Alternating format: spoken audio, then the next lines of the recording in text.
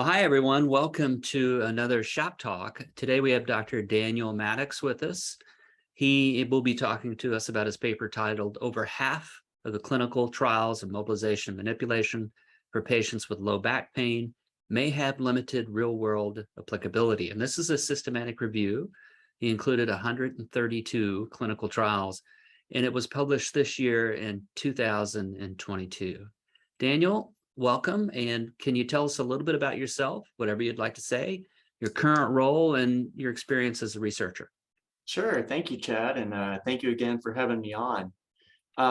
So just a little bit about myself. I live in Northeast Georgia, and from a personal standpoint, have a lovely wife and two young kids, and we enjoyed traveling a lot. And I help coach my son's soccer team and things like that in my spare time.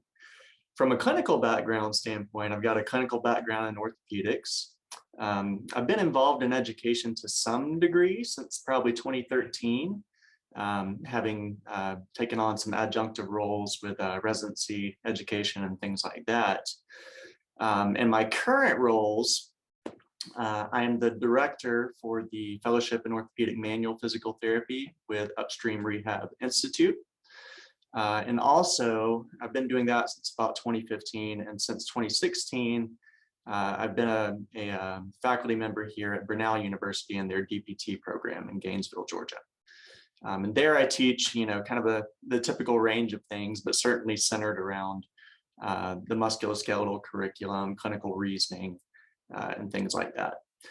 As far as my research background, I'm a fairly novice individual as a researcher myself. I haven't been doing this for too long, but I've had large interests as a consumer and educator for years, of course. I assisted with a couple of studies early on, going back probably over the past 5 years, but really began to kind of cut my teeth on designing a few projects, probably poorly at first. Around 2017, since I came into the world of academia and got settled in there. But really, I didn't have formal research training until starting in about 2019 when I enrolled in the DSC program at Bellin College, where I met Jody and Dan. Well, not where I met them, but where I got to work with them as part of this team, among other things. Yeah, I'm familiar with that program. I actually am working with a couple of student groups there too. It's actually a really good program. So thanks for giving us that background. This particular study was a systematic review. And first of all, I really like the paper because I like the smart papers that look at things differently. So instead of just saying, let's compare outcomes, you actually looked at whether or not the studies for manual therapy and low back pain were either efficacy-based or effectiveness-based. I'd love to know why you decided to look at this. Whose idea was it? How did this idea come about? It's a really interesting way of looking at things. Sure. So for this project, the general idea of looking at efficacy versus effectiveness was put out there by Dan and Jody. They're on our committee with the DSC program, and then they sort of tossed it to Josh and I to refine the question, the scope of the review, and that type of thing, and kind of narrow it down a bit. We looked at a few different possibilities. We actually considered looking at outcomes at one point, but ultimately we decided, you know what, let's decide where the body of literature really lies. Where does the current existing body of literature related to manual therapy for low back pain lie in terms of efficacy versus effectiveness orientation? And let's look at that across multiple domains of trial design as well. Personally, I was excited about the topic from day one, as it spoke to questions I'd had for years, again, as a consumer of research. You'd critically appraise a study and say, well, why are we looking at A versus B when in reality, I use A and B and would rather compare that to something else that's also potentially meaningful. And then, of course, I've read other works that you look at a study and they're comparing two different interventions, and it's, well, that's not really how we do that intervention in the real world, right? It's a little bit too regulated based on what I think we see out there in the clinic. And certainly some work you've been involved with in the past has kind of explored that as well, and that piqued my interest even further. Um, so really, it's a question that had been brewing in my head for years, kind of informally as a consumer. So I was very excited to tackle this when it was sort of teed up there by Dan and Jody for Josh and I. So Daniel, do you mind, since we do have a lot of clinician listeners, describing what you mean by efficacy versus effectiveness, and what this, where it fits within the real world versus more preclinical or lab based? Do you mind giving us that explanation? Sure, that's a great question, and I'm going to explain it simple because that's how I think a lot of times, right? So it won't sound like a textbook, but really, when I think of an efficacy design, I'm thinking of a design that's really investigating either how an intervention works or if it works under ideal conditions. So, the classic example would be a laboratory, right? Highly controlled, very little environmental disturbances.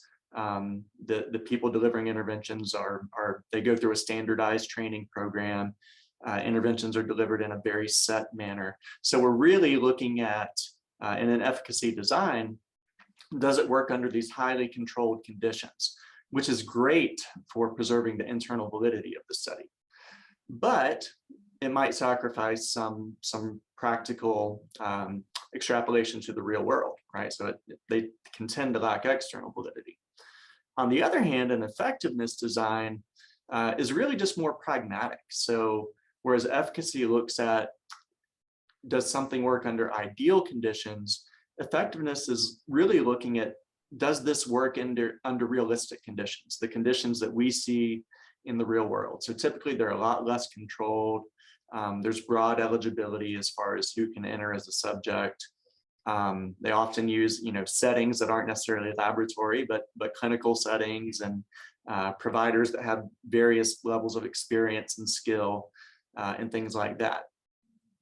So on that end, yes, you're going to sacrifice some internal validity, but the results can be thought to probably more aligned with real world practice, and thus we have more external validity. Yeah, I like the way you all described it in your paper, and I think it's very clear. You say they both have value, and they do. And the way I look at it too sometimes is that subsequent research designs are initially they're efficacy based, and then later on they tend to be effectiveness based. And if that intervention is strong enough from efficacy to effectiveness, then you've really got something. But in many cases, what worked well as an efficacy study didn't necessarily translate to effectiveness. This is one of the reasons I thought this was a great idea for the study. You ended up screening about, I think, 3,000 studies. You included, was it 132 or 134, I think, clinical trials? I think we ended up with 132, yes. Yeah. Just give, can you give, you're right. Can you give perspective to someone who's never done a systematic review and the amount of work that actually goes into this? Absolutely. It was definitely a process, and it took some time. And I felt like this was a fairly large review as far as just the number of studies involved.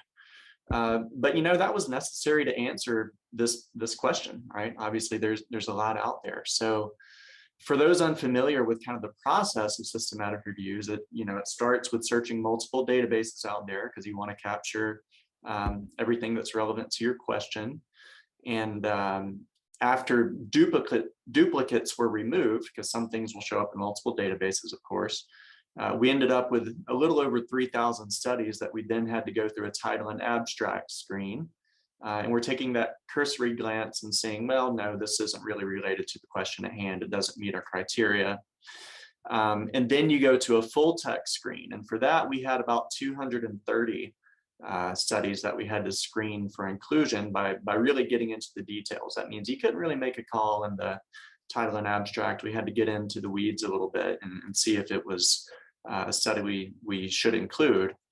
And then, of course, after that, once you have all the studies you're going to include, for us, that was 134, Then there's the process of going through and whatever data you're extracting, whatever you're scoring, doing all of that. So the data extraction and the risk of bias assessment was sort of the final step, but not final step, because then you've got your analysis and write up and all of that sort of thing. So for some perspective, we started this really in late 2019, early 2020.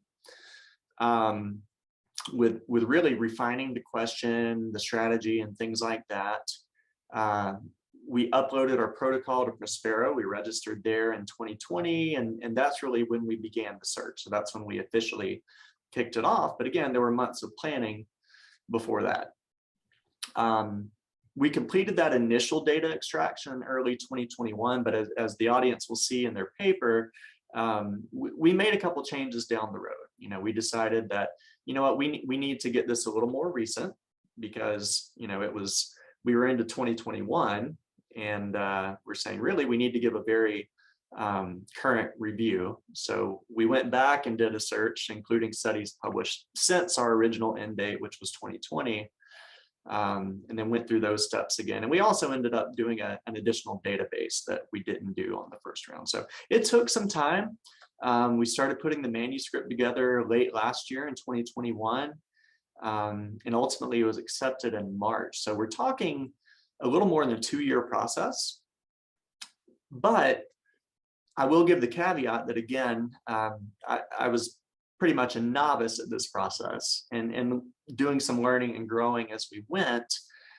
So I think early on people could expect, a larger amount of time. And then of course, with experience and comfort levels and things like that, I'm sure others are more efficient than we were, but it was an undertaking for sure. Yeah, I think even those that are efficient would say that it was a ton of work. And I think a lot of people might be surprised that there are over 130 clinical trials that compared manual therapy to a comparator. Were you surprised by that? And having read every single one of those papers, I mean, what would you say just overall the state of the quality of the work was? Were you pleased as a clinician researcher at the quality of the work? Or there was a broad spectrum. Honestly, it's, I have, as I said, I started before formal training, trying some trial design things several years ago. And then as I learned more, I never really sought publication or anything like that, because I had made mistakes, right? But what was kind of eye-opening of going through this was there's a lot published out there with much worse mistakes than I had made, right? So there was really a broad spectrum. Some studies were relatively low quality, or at least the reporting quality wasn't where I'd want it to be. And then others were very well done. We did do a risk of bias assessment, and we came out, our results were that a little over 30% were a high risk of bias. Only 2% were low risk of bias. And the rest, about 60%, were in that some risk. And that going through that process was eye-opening for me as well, because as a consumer, you don't necessarily appreciate the questions and the factors that go into scoring a tool like that, like the Cochrane risk of bias. And you know what? Within that 60% with some risk of bias, it's not that they were bad studies, but it could be one item. It could be that they didn't prospectively publish their statistical analysis plan. So what that tool is saying is not that it's a bad study or that it was a biased study, but it's that based on what information we have available, there's at least a risk of bias. So overall, I felt like the quality was pretty good out there. well, that's good to hear. And appreciate the way you framed risk of bias, because I think a lot of non-researchers or people that haven't evaluated these are pretty condemning of research. And again, a risk of bias there is a risk. It doesn't say, and it's, by the way, it's a risk of how it's reported, because in many cases, what they do and what they report are different. And that is an issue. I think that's actually pretty important. So you look basically at efficacy and effectiveness. I think you use the term pragmatic for effectiveness. You hear a lot about pragmatic trials. And some people are really pro pragmatic trials. I've been part of a couple. I actually like them because there's a lot of flexibility. But as a clinician, researcher, as someone who has a background as a clinician, what is the value of a pragmatic trial to you? To me, if I were to kind of sum it up in a nutshell, it's the word realistic comes to mind. And perhaps maybe that's not the best word, because I think an efficacy design is realistic in many regards, of course. But for me, coming from a clinical background, when I hear pragmatism, I'm saying that this is more reflective of what we actually do in the real world. So it's not a hypothetical. It's not a theory per se, but does this actually relate to what we actually see out there? Is it delivered by people like me? Is it including patients like the ones I typically see? Or in reality, that's a spectrum of patients, right? They tend to not all be the same, right? So really, we're saying, is it relevant to my practice? Is what I think of when I hear the word pragmatic. Well done. You used a tool to measure its spectrum on efficacy and effectiveness called the RITES tool. And RITES. I've not used this before. I'd love to hear what your experience was with the RITES tool. Is it something you would recommend? Do you think it does a good job of discriminating a pragmatic trial versus more of a efficacy-based trial? Sure, I do. And I forgot to bring this point up earlier, but it's worth making, and that really a trial is typically not dichotomized as efficacy oriented or effectiveness oriented, right? There's a spectrum. It typically lies somewhere in between and across different domains too. And I'll get into those domains in a second, but there's a table in this paper that actually shows how we scored each domain for each trial. And you'll notice that many trials are very oriented towards efficacy in one domain, but effectiveness in another, right? So it is a spectrum. It's not that we can truly dichotomize one way or the other.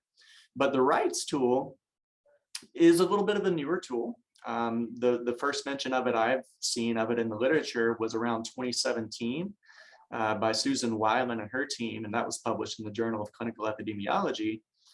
And it's similar somewhat. Some people may be familiar with the Precis or the Precis 2 tool, but the Precis is also designed to evaluate where things lie on the efficacy versus effectiveness spectrum. But the Precis was really designed to inform choices during the trial design phase.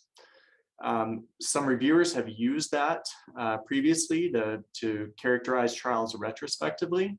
And that appears to be the subject of debate. Some people seem okay with that, some not. Personally, when I look at the Precis tool, it doesn't quite answer some of the things that the RITES is able to. For example, the Precis tool looks at how the trial is going to be designed to attract a diverse pool of participants, but it doesn't actually consider, hey, who actually came in and joined, right? So the RITES is able to capture things that can only be captured after the trial is done. So we decided to use that because it was specifically designed for that retrospective analysis. And it looks at 4 domains: participant characteristics, trial setting, which includes not only the physical setting, but who's delivering interventions and things like that. The flexibility of interventions. So in other words, one extreme is it highly regimented. You will do 3 30-second bouts of this grade at this level, or was it more flexible in that it said, hey, you need to use the thrust manipulation, but use your judgment based on the individual patient presentation, right? And then the 4th domain was the clinical relevance of experimental and comparison interventions. So that looks at, are the interventions that are being looked at considered clinically relevant and at least capable or typical of best practice? And are we making comparisons between things that would realistically be considered in the real world, perhaps, as opposed to a true control or a sham or something like that? So each of those domains, the right scores them on a Likert scale from 0 to 5. I'm sorry, from 1 to 5. So 1 would be strong emphasis on efficacy. A 5 would be a strong emphasis on effectiveness. And then right in the middle, there's a 3, which means for that domain, it was pretty balanced between the two. And then, of course, for some domains, some trials, you may not have the information to score it. So they do give the option of just scoring that as an NA. And what we found was that in terms of the existing literature of manual therapy for low back pain, the studies definitely more so emphasized efficacy in 3 of those 4 domains. The only one that was found to have a stronger emphasis on effectiveness was the last domain of clinical relevance of interventions. Yeah, I think you mentioned in the paper that flexibility of interventions had the lowest level of effectiveness. So most of the interventions provided were very prescriptive. Were you surprised by that? And as a clinician researcher, does that change the way you think about a trial if you see very prescriptive care provided? I won't say I was terribly surprised by it, just because, as I alluded to earlier, I think that that's the thing that piqued my interest, early on, is that I would observe that, hey, the way they're delivering these interventions doesn't, it's not really how we would do it, because we're not making decisions that we have to make every day, just based on various contextual factors, the patient presentation, things like that. So I somewhat expected that one. We found that, a lot of the trials did use more rigid protocols. They didn't allow a lot of tailoring. They didn't allow, individualization of dosage and things like that. But I think the second part of that question was, how does it change how I look at a study? Yeah. To me, I think we have to look at that. And I've looked at that to some extent even before this review, again, just curiosity being piqued. But, we've seen from the paper you were on a while back, just looking at the manipulation versus mobilization question. And we saw that in terms of intervention, prescriptive designs tended to favor manipulation, right? But when a pragmatic approach was used, there was really no superiority of one intervention versus the other. So to me, that answers a question I had as a consumer, but it also brings the point home that how this intervention package is delivered can have an impact on outcomes, right? So if it impacts the outcomes, the conclusions of a study, it would behoove people to recognize that and look at that from a critical appraisal standpoint, because clinicians in the field are oftentimes taking things and running with them, right? So if anything, it should give us pause and step back and do that little bit of critical appraisal of saying, how was this package delivered? And is that reflective of the choices we actually make on a daily basis? Yeah, and sometimes we call that fidelity. And just does it even match what the care is supposed to do? In the last couple of trials that we've designed, we've built kind of a prescriptive framework so that people aren't just doing anything, right? But we've allowed some level of pragmatism for the clinician. So, that little bit of balance, I think, is probably super helpful. I was going to ask you, and one of the things I liked about what you're talking about, I wanted to know how this experience in doing this has changed your approach as a consumer in looking at literature. Is there anything that resonates right now, or can you think of something and what has changed since you've been part of the study? Yeah, I think it has definitely strengthened my critical appraisal skills. As I mentioned, I think before taking this on, I would critique things like the pragmatism of interventions themselves. But this brought to light that, we should really be looking at more. We should be looking at everything from how subjects are recruited to what that subject pool looks like, to who's delivering the interventions, to, all these different factors that were considered in this review that, I knew about before, but perhaps weren't giving them the attention that I was to the intervention delivery itself. So to me, it just kind of broadened that critical appraisal viewpoint a bit. And again, it hits home that efficacy designs have their place, right? But really, if we're trying to apply something to clinical practice, it means that we should be looking at those things, all of those things, to really evaluate the pragmatic value. I really think it's a strong study. When I first read it, I thought it was a strong study. I think it's novel for what you all did. I know it's had a lot of positive buzz, really positive buzz on Twitter recently. What are you most proud of, especially as the lead author of this paper? Oh, well, thank you so much.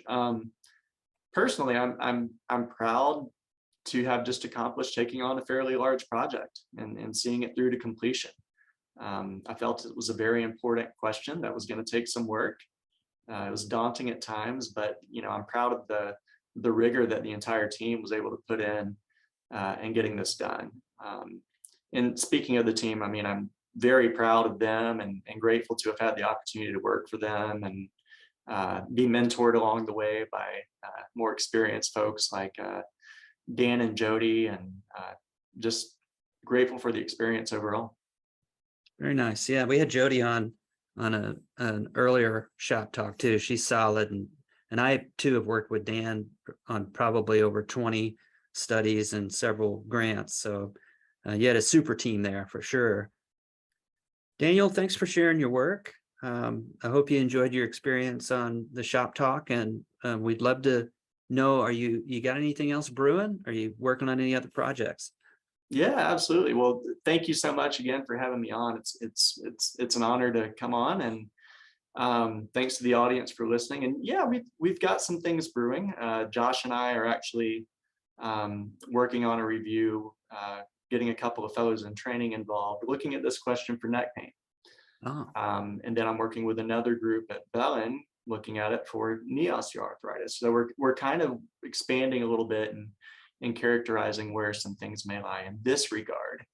And then I've got a couple of other things brewing that really aren't nearly as far along right now. You know how that goes, but just some ideas out there looking at predictors of clinical and operational performance and things like that. So a few things in the pipeline for sure. well, that's good. You're going to be owning this area of research, so that's awesome. Daniel, are you on social media? Is there a way that people can get a hold of you or follow you? Yes, so I'll be honest, I'm not the most out there person in terms of social media. I am on Facebook. Um, I can't even tell you my handle, but Daniel Maddox is how I appear from my end. But honestly, that's it. I've got an Instagram account that I rarely log into. I've got a Twitter account that I check every now and then, but not that often. Probably been a long time, but probably Facebook is where I'm most active. Yes. Well, we have found that those who do research are the least likely to spend a lot of time on social media. You're spending all your time on research.